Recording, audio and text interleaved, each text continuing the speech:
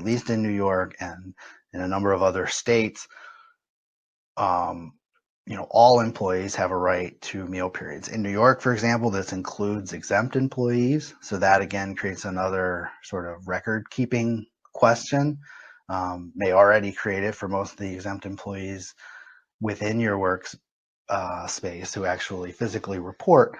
But again, for the telecommuters, even if you were thinking you'd get away with not having records for time because the telecommuter is exempt, you may get away with it, but there is still the possibility of that person not taking their meal period. And this is not something, at least in New York, that can be waived. So if for some reason the Department of Labor came in and had reason to question whether employees were taking meal breaks, including telecommuting employees in some cases, then there could be a violation found in that regard.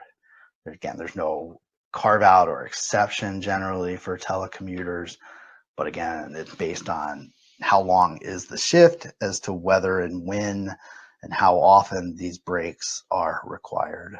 Related under the Fair Labor Standards Act, the federal law that applies to most, if not essentially all workers in the United States, there are interpretations that say employees who are taking breaks of less than 15 minutes or less can't be required to go off the clock for that time. In other words, you can't require someone to take an unpaid break of 10 minutes during their workday.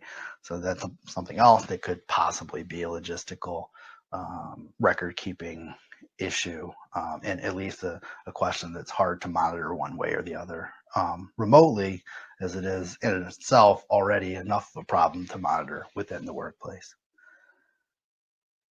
So it's just something to keep in mind. Are you able not just to track the total hours that employees are working at home, but to somehow sufficiently monitor whether they're taking time off properly within their home workday?